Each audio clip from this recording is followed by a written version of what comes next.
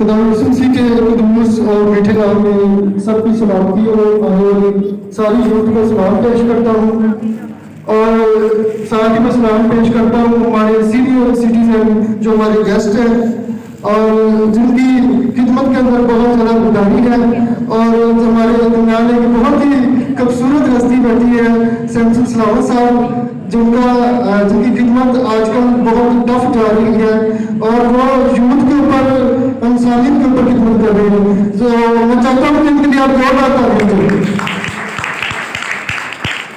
और साथ ही मैं कहना चाहता हूँ भाई नवीद आमिर गोरी साहब के लिए और मैं इनके इस विजन के लिए, इनके इस मिशन के लिए, इनका जो मकसद है इसके लिए खुदा का शुक्रगुजार हूँ कि ये एक अपनी कौम के लिए, अपने मुल्क के लिए अपने अंदर एक दर्द रखते हैं, एहसास रखते हैं ताकि मुल्क पाकिस्तान की कौम के अंदर, यूथ के अंदर बेदारी आए, इनकलाब आए, एक रिवाइवल आए। मेरे वालों सारे भैन भाइयों को सलाम हो, जातकां बजुर्गां ते माइयां को सलाम। इसी तरह आपको प्रोग्राम भी आप जारी करते हैं। Thank you.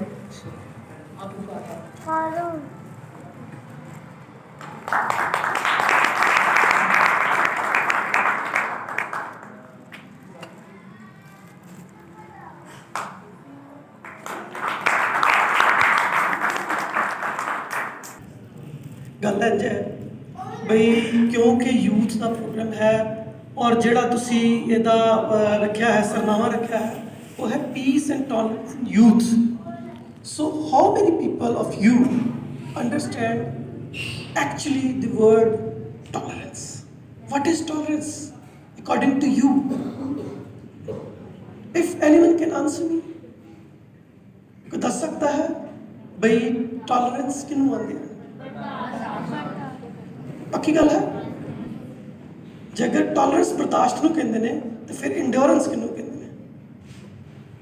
ये दोवें रवैये ने, peace and tolerance. It is not tangible, it's intangible. ये तुहाडा बिहेवियर है, ये तुहाडा रवैया है। तुसी किसी नूं टॉलरेंस विखा नहीं सकते, किसी नूं पीस विखा नहीं सकते। ये समझण दी चीज़ है। क्यों जो नौजवानों की महफिल है, इस पारों मैं गल जरा थोड़ी जी तुहाडी तवज्जो चाहांगा नौजवानों की। वड्डे भावें ना सुनन क्योंकि उन्होंने जो बनना सी बन गए ने, उन्होंने जो करना सी उन्होंने कर हटे ने। ठीक है ना, उन्होंने मेरे कहने ते मुड़ना है, ना उन्होंने मेरे कहने ते लगना है।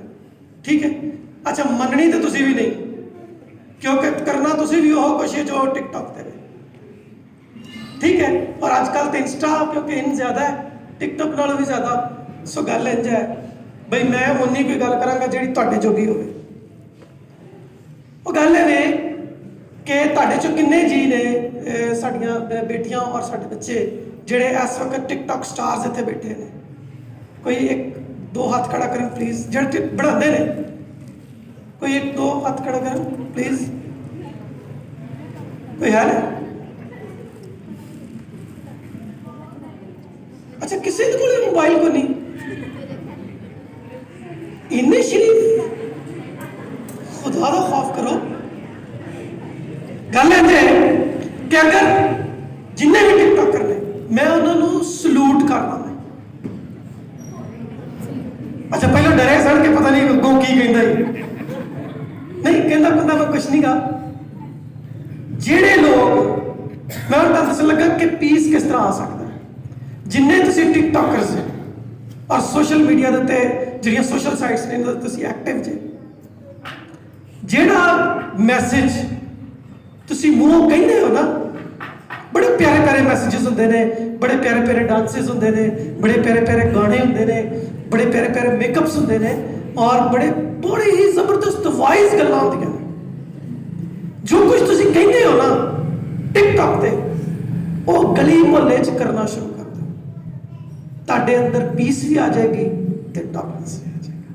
But it's really a very sad phenomena here that there is no peace in the life. In the lives of the people there is no peace. There are pieces.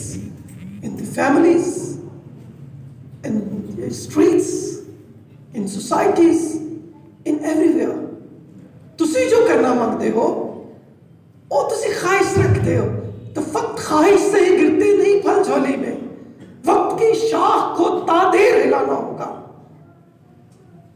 गल है भी कि जितनी देर तक सिर्फ ख्वाहिश है अच्छी बात है, पर जेकर ख्वाहिश तुहाडी है तो उन्होंने अमली जामा या अमली पजामा भी तुसी आप ही पवाना है। अगर सिर पीड़ तुहाडे सिर च है ते अगर पूरा पैनाडोल का डब्बा भी तुसी मैनूं खवा दो तो तुहाडी सिर पीड़ उत्थे ही रहनी है, बल्कि वध जानी है, क्योंकि डब्बे दे पैसे तुसीं दित्ते होने ने। So if there is a problem with you, it means the solution necessarily lies in yourself. क्योंकि जहां राह है, जहां चाह है वहीं राह है। Where there is a will, there is a way. ਜਦੋਂ ਤੁਸੀਂ ਚਾਹੁੰਦੇ ਹੋ ਕਿ ਪੀਸ ਲਿਆਣਾ, ਪਹਿਲਾਂ ਆਪਣੇ ਅੰਦਰ ਤੇ ਲਿਆਓ। ਜਦੋਂ ਅਸੀਂ ਮੈਂ ਟਿਕਟੌਕ ਤੇ ਤੁਹਾਡੇ ਮੈਸੇजेस ਔਰ ਤੁਹਾਡੀਆਂ ਚੀਜ਼ਾਂ ਵੇਖਣਾ, ਫਰਸਟ੍ਰੇਟਡ ਨੇ ਸਾਡੀਆਂ ਧੀਆਂ, ਸਾਡੇ ਪੁੱਤਰ ਫਰਸਟ੍ਰੇਟਡ ਨੇ।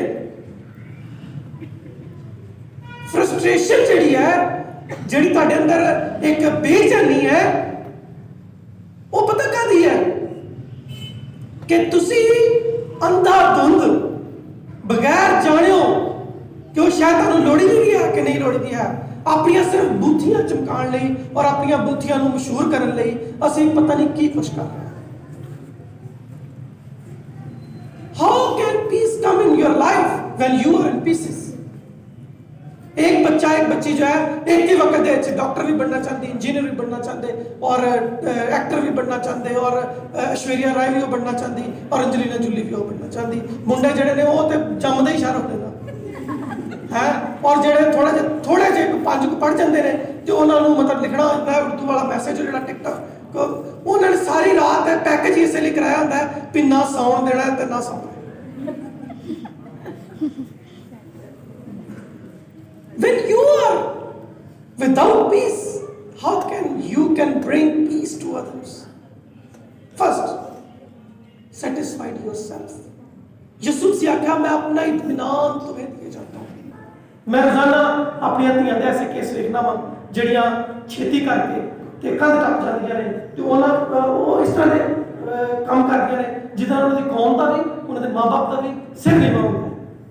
पुत्र मैं ये गल दसना चाहता, सब कुछ मिलेगा प्लेट च पा के मिलेगा, पुत्र ना अपने कपड़े पवाओ ते ना दूजे दे पवाओ, रब रखा। जिमी नसर साहब, आपने तो अब हद ही कर दी है कि नौजवानों को अभी भी अपनी कदर ना हो तो मेरा ख्याल है कि जिंदा रहना बेफजूल है। मैं तो यही कहूँ, सीधी सीधी बात। अफराद के हाथों में है अक़वाम की तकदीर, हर फर्द है मिल्लत के मुकद्दर का सितारा।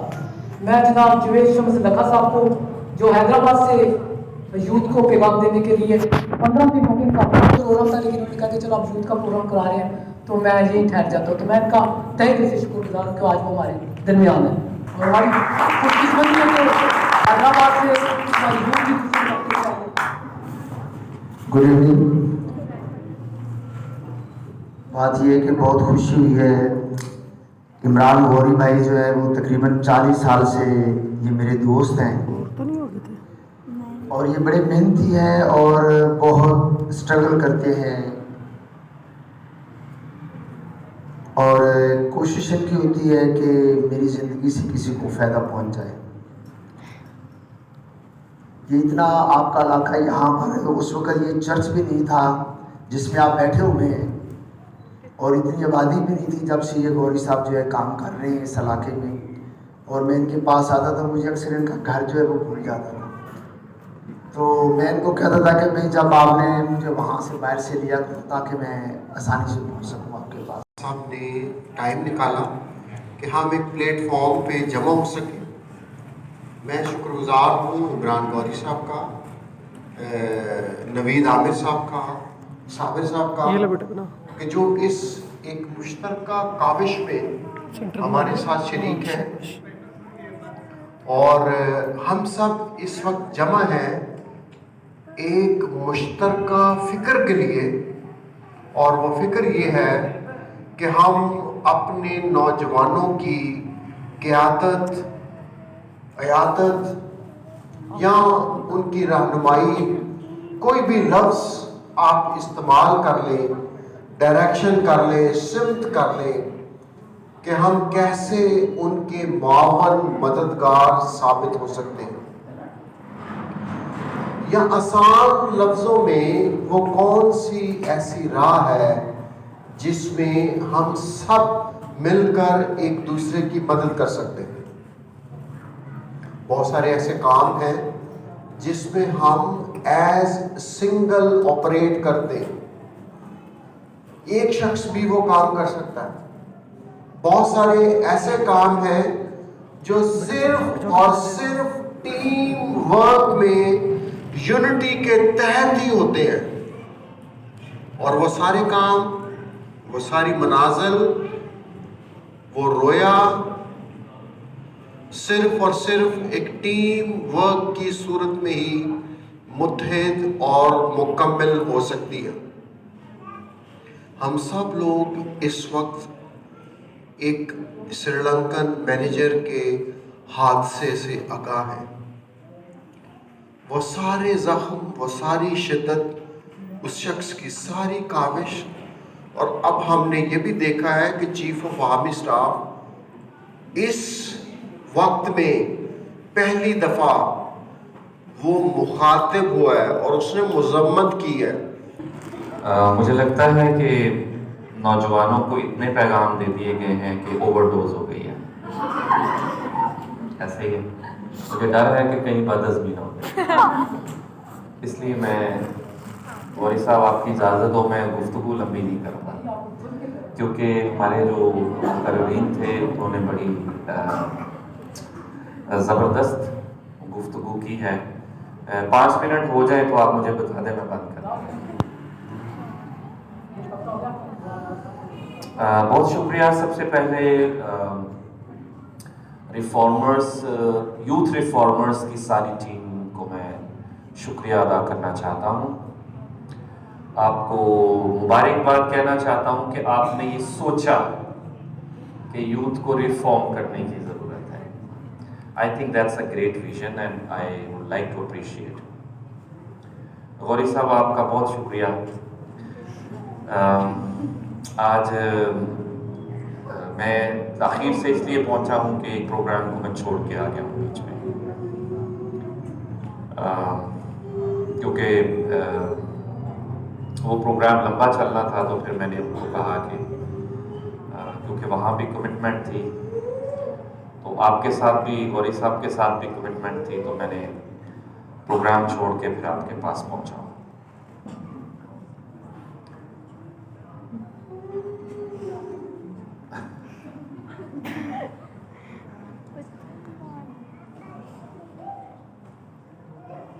देखिए, बातें सारी हो गई हैं, मुझे सिर्फ आपसे, नौजवानों से ये पूछना है, ये कहना है कि वक्त आ गया है कि यहाँ पर जो मजलूम तबके हैं, जो कमज़ोर तबके हैं,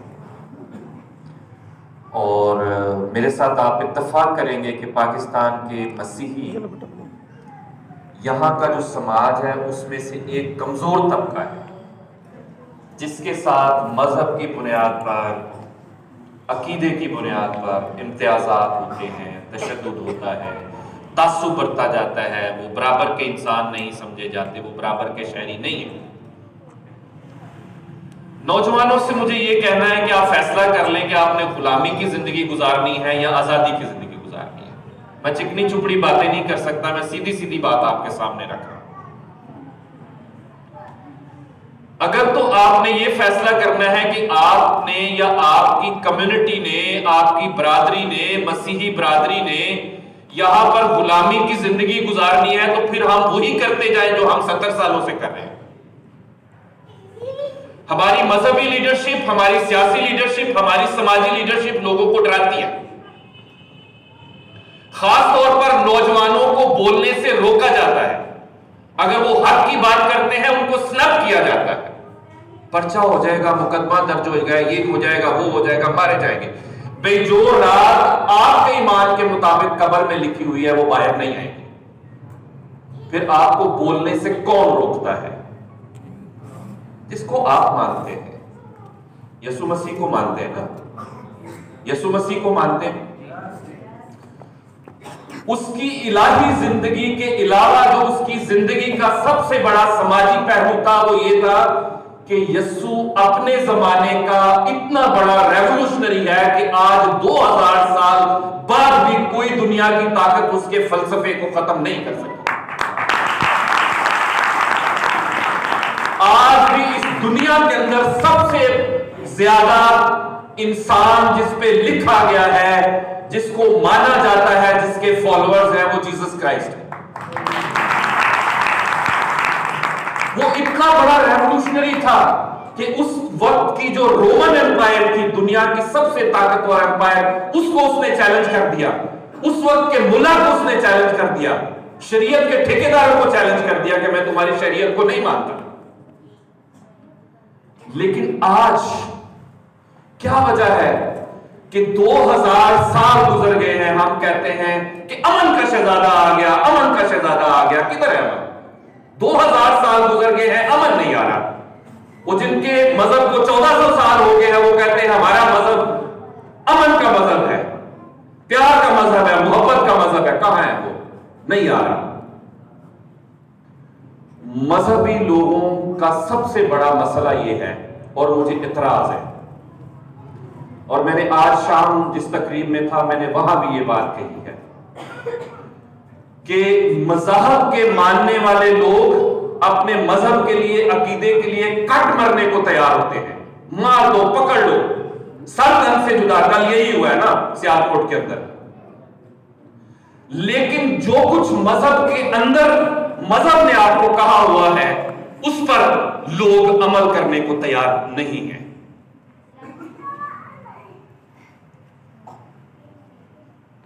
इत्थे अमला ते होना है नबेड़ा, किसे नहीं तेरी जात, किसे नहीं तेरी जात पूछनी। बात यह है, सबसे पहली बात तो ये समझने की है कि जो कुछ मजहब ने हमें कहा है वो हम रोज चर्चेस में सुनते हैं। आज सुबह एक तकरीब में था, वकीलों की तकरीब थी, वहां सुप्रीम कोर्ट बार का एक नायब सदर आया हुआ था। उसने कहा कि जी ये सब कुछ इसलिए है कि क्योंकि हम मजहब से दूर हैं। जिस बच्चे ने, पास्टर साहब ने पहले तकरीर की, उसने भी कहा कि हम इसलिए ये सारा कुछ देखे क्योंकि मजहब से हम दूर हैं। भाई इस योनाबाद में 350 चर्च है, पाकिस्तान की हर गली नुक्कड़ में मदरसा और मस्जिद है। आप स्कूलों में भी बच्चों को मजहब पढ़ाते हैं, फिर भी आप कहते हैं कि हम मजहब से दूर हैं। मैं नहीं समझता ऐसा है। फिर मैं कहूंगा कि ओवरडोज हो गई है। आपने हर चीज को मजहब के लेंस से देखना शुरू कर दिया, और उस देखने के अंदर मजहब को आप अपने मुफादात के लिए इस्तेमाल कर रहे हैं। वो पादरी भी कर रहा है, वो मौलवी भी कर रहा है।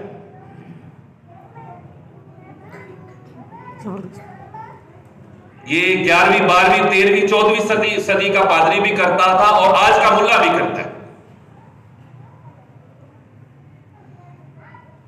अपनी गुफ्तगू के आखिर में मैं ये आपको कहना चाहता हूं कि ये जो लफ्ज टॉलरेंस है, इसकी डबल कॉनोटेशन है। देखो, हर चीज बर्दाश्त नहीं की जा सकती।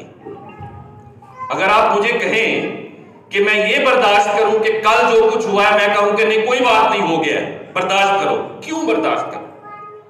मैं ये बर्दाश्त करूं कि यहां पर क्रिश्चियनों की, हिंदुओं की कमसिन बच्चियों को उठाकर कोई ले जाए, अगवा करके जबरी तौर पर उनकी कोई शादियां करे, जबरी तौर पर उनका कोई मजहब तब्दील करे, और कोई मुझे कहे कि बर्दाश्त करो, मैं नहीं करता।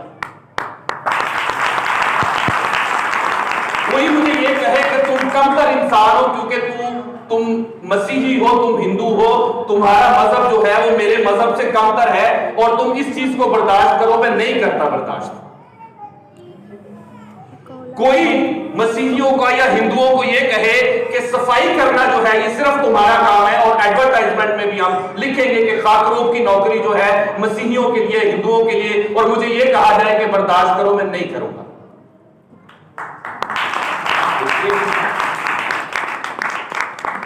ये जो बर्दाश्त वाला मामला है ना, गलत चीज को, नाइंसाफी को, इंसानी हकूक की किसी खिलाफ वर्जी को, जुल्म को, ज्यादती को बर्दाश्त नहीं किया जा सकता।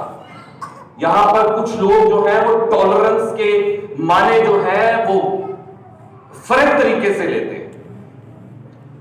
टॉलरेंस मेरे लिए ये है, हाँ, जिस चीज को मुझे बर्दाश्त करना है, आपको बर्दाश्त करना है, पूरे मुआशरे को बर्दाश्त करना है, वो ये है कि आप मेरे अकीदे का एहतराम करें, मैं आपके अकीदे का एहतराम करूं, आप मेरी पसंद का एहतराम करें। मैंने क्या पहनना है ये मेरी चॉइस है, मैंने किस किस्म के बाल रखने हैं, मैंने कौन सा मेकअप करना है, कौन से कपड़े पहने हैं, ये मेरी चॉइस है। आप मेरी चॉइस का एहतराम करें, मैं आपकी चॉइस का एहतराम करूं। आपने किस सियासी जमात के अंदर जाना है, आपके क्या सियासी ख्यालात हैं, आपके क्या मजहबी ख्यालात हैं, मेरे क्या है, आप मेरी चॉइस का एहतराम करें, मैं आपके ख्यालात का एहतराम करूं, मैं आपकी सोच और फिक्र का एहतराम करूं। टॉलरेंस का मतलब ये है, जियो और जीने दो। अनफॉर्चुनेटली पाकिस्तान के अंदर इंटॉलरेंस इतनी ज्यादा बढ़ गई है। टॉलरेंस की जिद है इनटॉलरेंस, बर्दाश्त की जिद है अदम बर्दाश्त, और ये अदम बर्दाश्त जो है इतनी ज्यादा बढ़ गई है, और ये उन लोगों की वजह से है जिनको रियासत ने खुली छूट दी हुई है। यहाँ पर इदारों ने उनको खुली छूट दी हुई है, वो रियासत को यरगमाल बनाते हैं, वो हुकूमत को, इदारों को, वजीर आजम को, वजीर आला को, पुलिस को यरगमाल बनाते हैं। और उस सारे खेल के अंदर कौन पिसता है? कमजोर। खास तौर पर जब मजहब की बात होती है, जब ये सारा कुछ मजहब की बुनियाद पे हो रहा होता है, तो फिर वो पिसता है जो मजहबी तौर पर कमजोर होता है। भाई, ब्लास्फेमी के इल्जाम तो मुसलमानों पर भी लगते हैं, मुसलमान भी कत्ल हुए हैं, लेकिन जब मुसलमान पर इल्जाम लगता है तो फिर बस्तियां नहीं जलती, फिर मस्जिदें नहीं जलती, फिर मदरसे नहीं जलते। बस्तियां, चर्च उस वक्त जलते हैं जब किसी मसीही पर इल्जाम लगता है, मंदिर उस वक्त जलता है जब किसी हिंदू पर इल्जाम लगता है। ये फर्क है, ये पानी जो है वो कमजोर की तरफ जो है वो आता है। तो भाई, ये गुलामी है, ये गुलामी की कई शक्लें हैं जो मेरे और आपके सामने हैं। हम इस चक्की में पिस रहे हैं। हमारी नजर जो है वो नौजवानों पे है कि नौजवान जो है वो इस गुलामी और नाइंसाफी के साथ आगे बढ़ना चाहते हैं या सर उठा के जीना चाहते हैं। मैंने तो अपनी जिंदगी में फैसला किया और मेरे साथियों ने फैसला किया कि हमने सर उठाकर जीना है। कोई हमें यह कहकर बेवकूफ ना बनाए, कोई ये कहकर हमें उल्लू ना बनाए कि जी मैंने कभी ये नहीं देखा किसी मसीही को वो मानता है या वो किसी दहशतगर्दी में वो मुलव्वस नहीं हुए। मैं क्रिश्चियन अस्पताल में पैदा हुआ, क्रिश्चियन स्कूल में पढ़ा, गोल्डन कॉलेज में जो है वो मैं लीडर बन गया, और उसी गोल्डन कॉलेज पर आपने कब्जा किया हुआ है मसीहियों के। देखिए, इस सारे खेल के अंदर चाहे वो हमारे लीडर हैं या दूसरी कम्युनिटी के लीडर हैं, यहां पर हमारे लोगों को, खास तौर पर नौजवानों को मिसगाइड किया जा रहा है, उनको बेवकूफ बनाया जा रहा है। जो बात करना चाहता है उसको बात नहीं करने दीजिए, जो सच बोलता है उसको स्नब किया जाता है। इसलिए यहां नौजवान बच्चे भी बैठे हैं, नौजवान बच्चियां भी बैठी हैं। ये जो डिग्रियां आप लोग लेते हैं या ली हैं या ले रहे हैं, ये काफी नहीं है, ये काफी नहीं है। अगर आपने सर उठाकर जीना है तो फिर आपको यसु की तरह जो है वो रेवोल्यूशनरी बनना पड़ेगा, उस निजाम को चैलेंज करना पड़ेगा जो अनइक्वल है, जो नाइंसाफी पर मबनी है, जो इस्तेसाली निजाम है, जो यहाँ पर कमजोर को और ज्यादा कमजोर जो है वो कर रहा है। मैं इन्हीं अल्फाज के साथ आपसे इजाजत चाहूंगा, मैं इससे ज्यादा गुफ्तगू जो है वो नहीं करना चाहता। मैं नौजवानों को से ये एक्सपेक्ट करता हूं कि आप आज यहां से फैसला करके जाएं कि झुके होकर जिंदगी गुजारनी है, सर झुकाकर जिंदगी गुजारनी है, या सर उठा के जिंदगी गुजारनी है, वो आवाज बुलंद करके जिंदगी गुजारनी है। फैसला आपने करना है, मैंने नहीं करना। बहुत मैं बोलना तो लेट पे चाहता, लेकिन मेरी तकरीर ऐसी थी कि जो जिसने हमें जगा दिया। मैं दो शेर बोलूंगा। पत्थरों के आगे आईना रख दिया, पत्थरों के आगे आईना रख दिया, एक किरची हुआ दूसरा रख दिया, दिल को खाली ना होने दिया रंज से। हमारे पे हर वक्त जुल्म ही होते आ रहे जब से 71 साल हो गए। कभी कुछ कोई ना कोई बहाना होता बस्तियाँ जलाने का, कभी हमारे घर जलाने का, कभी चर्च जलाने का, कभी मंदिर जलाने का। और दिल को खाली ना होने दिया रंज से, जब पुराना हुआ तो नया रख दिया। किसने नींदें चुरा ली मेरी रात की, किसने नींदें चुरा ली मेरी रात की, किसने मुझको इकद जगह रख दिया। न जाने कब हमारा ख्याल आए इन लोगों को, मुझे नहीं लगता कि हमारा ख्याल आएगा। ये मैं कह रहा हूँ, मरने के बाद भी हम याद करेंगे, हमारा कोई ख्याल नहीं करेगा। हमें जदोजहद करनी पड़ेगी सेंसस इस्लाम के साथ, प्रोफेसर सलीम हसन के साथ जाकर, फिर हम कुछ बन सकेंगे। किसने मुझको एक जगह रख दिया, न जाने किस घड़ी याद आ उतरे मेरी, न जाने किस घड़ी याद आ उतरे मेरी। इम्तियाज साहब की आपकी सीढ़ियों पे, ये आ गया जहाँ पे हम रह रहे हैं, हम जहाँ रह रहे हैं सलाम है। मैं सलाम की कदर करता हूँ, मुसलमान भाइयों की कदर करता हूँ, लेकिन ये आ हमारे लिए, ये आ न जाने किस घड़ी याद आ उतरे तेरी। आपकी सीढ़ियों पे हमने सैमसन सलाम ने, प्रोफेसर ने, रशीद साहब ने, जेल साहब ने, आप जो हमारे यूथ के मेंबर हैं, इन्होंने आपकी सीढ़ियों पे दिया रख दिया साहब। और आपकी सीढ़ियों पे दिया रखना कोई छोटी सी बात नहीं है। दिया कभी जलता नहीं, दिया जलता ही रहेगा इंशाल्लाह। हम मर जाएंगे, आप जलाएंगे, आप मर जाएंगे, आपकी औलाद जलाएगी। इसी तरह मार दे सलीम की बात नहीं, तो सलीम जिंदा है, आज भी वो जिंदा है हमारे दिलों में। सबने अपने इज़हार ख्याल पेश किया और एक छोटी सी बात यह है कि अमन और बर्दाश्त, अमन हमारा इसलिए खो जाता है, ये एक चैलेंज है छोटा सा, मैं तकरीर नहीं करूंगा, 2 मिनट की बात है, कि जब हम सही रास्ते पर नहीं होते।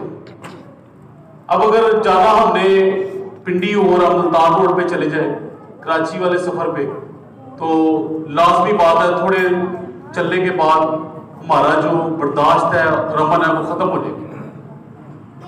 तो इसका मतलब है, अब मैं एक मिसाल से देता हूँ कि ये जो पंखा है, इसके अंदर जो सामान लगा है, ये इस लाइट में नहीं लग सकता, या इस लाइट का सामान इस पंखे में नहीं लग सकता। इसीलिए हमारा अमल तब खत्म होता है जब हम सही ट्रैक पे नहीं होते।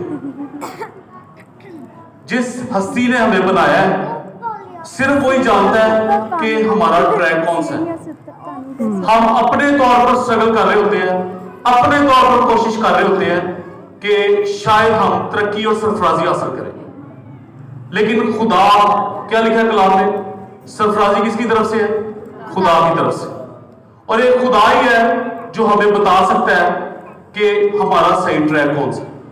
हम अपने तौर पर कोशिश करते रहते हैं, लेकिन हमने कभी खुदा से शायद पूछने की कोशिश नहीं की। हम कोई हादसा के तौर पर इस दुनिया में नहीं आए, खुदा ने हमें किसी ना किसी मकसद के लिए भेजा है। और जब हम खुदा के साथ बातचीत करते हैं तो खुदा जरूर अपना मेरी जिंदगी का मकसद मुझे जरूर बताएगा। तो इसीलिए तमाम नौजवानों से एक दरखास्त है, आज ही आप सोने से पहले एक छोटी सी दुआ जरूर करके सोएं कि खुदावंद मुझे बता कि मैं किस मकसद के लिए इस दुनिया में आया, और जो तू मुझसे चाहता है मैं वो कर सकूं। खुदावंद आप सबको बरकत दे। कुछ भी नहीं है जिंदगी, सुख दुख की है कहानी, मंजिल उसे मिली यहाँ जिसने ना हार मानी। कहती है हमसे रोशनी, ये सब रोशनी है हमारे लिए, आप जुगनू हो। कहती है हमसे रोशनी, जाएगा हर अंधेरा, जिसकी तुझे तलाश है आएगा वो सवेरा। उम्मीदों के सहारे कटती है जिंदगानी, कुछ भी नहीं है जिंदगी, सुख दुख की है कहानी। खुशियां उसी के पास हैं, खुशियां उसी के पास है जिसने घूमों को झेला। जनाबे सदर, जनाबे चीफ गेस्ट, खुशियां उसी के पास है जिसने घूमों को झेला। सपने सभी के पास है, कोई नहीं अकेला।